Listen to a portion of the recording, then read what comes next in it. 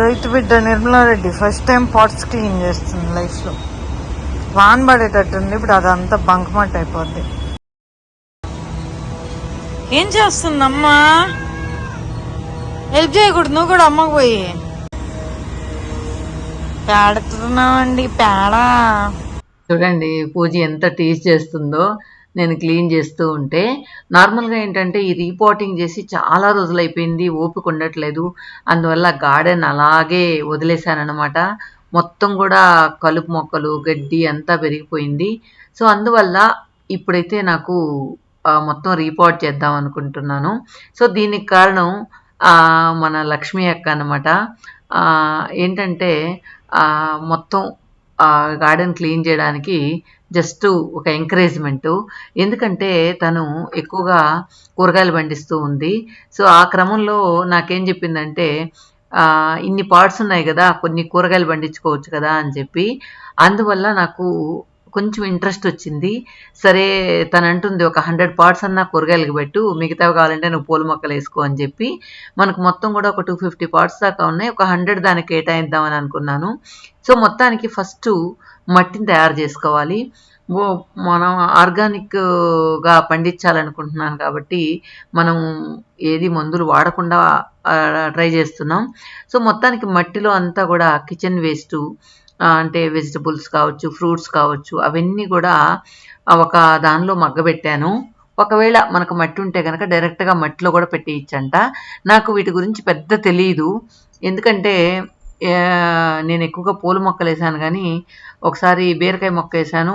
బీరకాయ మొక్క కూడా సరిగా రాలేదు, ఎందుకంటే పాటు పెద్దదిగా ఉండాలి, తర్వాత దానికి కావాల్సిన పోషకాలు అందివ్వాలి, అప్పుడే మనకు బాగా కాస్తుంది అని చెప్పి తను చెప్పారనమాట. సో మొత్తానికి ఇప్పుడు ట్రై చేస్తూ ఉన్నాను, ఎలా వస్తాయో చూడాలి. లక్ష్మీ అక్క అయితే నా కోసం కూరగాయలకి బాగా పండించడానికి ఇవన్నీ కూడా తను తయారు చేసుకుని నాకు కూడా ఇచ్చిందంట. ఇది వ్యాము. దీన్ని మనం ఒక 5 years దాకా ఇదే వాడచ్చంట. ఏంటంటే పెరుగు తోడు పెట్టుకున్నట్టు దీనిలోంచి నీళ్ళు తోడుకోవడం, దానిలో కొద్దిగా వాటర్ కలిపి చెట్లకు పోయడం, తర్వాత మిగిలిన నీళ్ళలో మళ్ళీ నీళ్లు పోసి బెల్లం వేయడం అనమాట. ఇలాగే ప్రొసీజరు ఒక 5 years వరకు ఇదే వాడుకోవచ్చు అనమాట. ఇది ఎన్పీకి. దీన్ని ఇంకా నేను తయారు చేయలేదు, ఆ కిచెన్ వాటర్ అలాగే పెట్టుకున్నాను. ఇది వచ్చి కిచెన్ వేస్ట్. ఇదేంటంటే మనం మట్టి బాగా లూజ్ పడుతుందంట ఇది మనం మట్టిలో వేసినట్లయితే. ఫస్ట్ ఇది మొక్కలు వేయకముందు మట్టిని బాగా సాయిల్ని బాగా లూజ్ చేసుకునేదానికి ఇది. అదేవిధంగా వానపాములు కూడా పుడతాయన్నమాట ఇది వేసినందువల్ల. తర్వాత మనం మొక్క పెట్టిన తర్వాత వ్యామ్ వేయాలని చెప్పింది. తర్వాత మొక్క పెరిగే కొద్దీ ఎన్పీకే వేయాలని చెప్పింది. సో దాన్ని కొద్ది రోజులు ట్రై చేద్దాం, నేను పెంచగలుగుతానా లేదా అనేది చూద్దామని చెప్పేసి ట్రై చేస్తూ ఉన్నానన్నమాట. మొత్తానికి తనే కూరగాయ గింజలు కూడా ఇచ్చింది. అవన్నీ కూడా వేసిన తర్వాత ఒక్కొక్క దానిలో ఒక్కొక్క చెట్టు మాత్రమే ఉండాలి, అలాగే అన్ని పాట్స్లో మార్చుకోమని చెప్పింది. కొన్ని పువ్వుల మొక్కలు కూడా వేయమనింది, ఎందుకంటే పాలినేషన్కి పువ్వులు ఉండాలి అని. అంతకుముందు ఏంటంటే మనకు ఎక్కువగా పూల మొక్కల నుంచి సీతాకోక చిలుకలు వచ్చి ఒక చెట్టు నుంచి ఇంకొక చెట్టుకి వాలే కొంది మనకు బాగా పాలినేషన్ అయ్యేది. ఇప్పుడు పూల మొక్కలు లేకుండా మనం ఇవేగా వేస్తే కనుక పాలినేషన్ కొంచెం కష్టం అవుతుంది అనమాట. అందువల్ల అన్నీ కూడా ఉండాలి. సో మొత్తానికి ఇక కూరగాయల పండించడం మొదలుపెట్టాను, కానీ అది ఎంతవరకు సక్సెస్ అవుతాననేది తెలియలేదు. మొత్తానికి లక్ష్మీ అక్కకి థ్యాంక్స్ చెప్పాలి. లక్ష్మీ అక్క ఎంకరేజ్మెంట్ వల్ల నాకు మా గార్డెన్ అంతా క్లీన్ అయింది. ఇందాక చూపించింది ఇది పాత వీడియో అనమాట. ఇది జస్ట్ వాయిస్ రన్ చేయడానికి ఈ ఈ వీడియో వాడాను. ఈ పార్ట్స్ అంతా నేను చేసినవి మీకు గుర్తుందా? ఆ పార్ట్స్ అంతా కూడా క్లాత్తో చేసినవి అనమాట, క్లాత్ సిమెంట్తో చేసినవి అనమాట. మొత్తానికి మా గార్డెన్ అప్పుడు ఎలా ఉండేది, ఇప్పుడు ఎలా ఉంది అనేది ముందు వీడియోలో చూసారు, ఇప్పుడున్న వీడియో.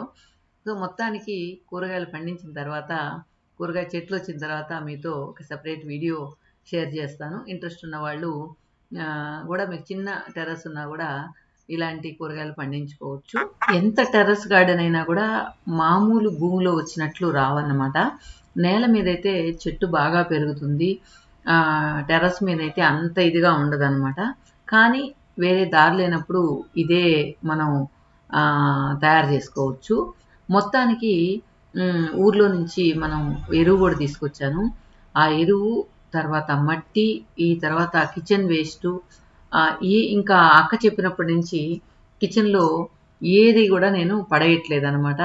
అంటే కూరగాయల నుంచి వచ్చిన వేస్ట్ కానీ, లేదా ఫ్రూట్స్ నుంచి వచ్చిన వేస్ట్ కానీ ఏది పడేయకుండా అలా మట్టిలో పెట్టి దాన్ని కలుపుతూ ఉంటే బాగా కుళ్ళిపోతుంది. అది మొక్కలకి వేయచ్చు. లేదా మీకు ఖాళీ పాట్స్ కనైతే మనం నేరుగా కూడా వేసేసుకోవచ్చు అనమాట. సో మొత్తానికి ఇంట్రెస్ట్ రావడానికి కారణమైన లక్ష్మి అక్కకు ఒకసారి థ్యాంక్స్ చెప్పుకుంటూ మనం మళ్ళీ కలుద్దాం. ఇప్పుడు మా జిమ్లో సరదాగా చేసిన డ్యాన్స్ వీడియోని మీతో షేర్ చేయాలనుకుంటున్నాను. అది చూసేయండి. ఇక్కడ ఏంటంటే మా జిమ్ ట్రైనర్ ప్రతి సాటర్డే ఏదో ఒక డ్యాన్స్ నేర్పిస్తూ ఉంటాడనమాట అందరికీ. అలా సరదాగా సాటర్డే వేసిన డ్యాన్స్ అనమాట. ఫస్ట్ ఒక గ్రూప్గా జస్ట్ ప్రాక్టీస్ చేస్తారు, ఏ స్టెప్లు వేయాలి అని చెప్పి. నేరుగా మూవీలో ఉన్న స్టెప్పులు కొన్ని వేయచ్చు, లేదంటే వీళ్ళుగా ఆ మ్యూజిక్ తగ్గట్టు డ్యాన్స్ వేస్తూ ఉంటారనమాట. అది కూడా డంబుల్స్తో డ్యాన్స్ వేద్దామని చెప్పి అనుకున్నారు. సో ప్రతి ఒక్కరు కూడా జిమ్లో వేస్తున్నారు కాబట్టి జిమ్కి కొంచెం రిలేటెడ్గా వేస్తూ ఉన్నారు. మొత్తానికి ప్రతి సాటర్డే కొంచెం ఊపుండే సాంగ్స్ వేయాలని చెప్పి ప్రాక్టీస్ చేస్తూ ఉంటారనమాట. నాకైతే నడువంగదు, కాళ్ళంగదు, చెయ్యంగదు. నన్ను బలవంతం చేసినా కూడా నా వల్ల కాదు, నేను జస్ట్ కావాలంటే వీడియో షూట్ చేస్తాను కానీ నాకు రాదు అని చెప్పి. సో అలాగే వీళ్ళు ప్రాక్టీస్ చేస్తూ ఉన్నారు. సో లాస్ట్ సాటర్డే అయితే మౌనిక సాంగ్కి ప్రాక్టీస్ చేశారనమాట. అది నేను మళ్ళీ ఆ వీడియో మళ్ళీ మీకు షేర్ చేస్తాను. మొత్తానికి పిల్లలు చూడండి ఎంత బాగా ప్రాక్టీస్ చేసి డ్యాన్స్ చేస్తున్నారు అనేది. సో చూసి ఎంజాయ్ చేయండి. ప్రాక్టీస్ అయిన తర్వాత రియల్గా వీళ్ళు ఆ సాంగ్కి ఎలా వేశారనేది చూద్దాం.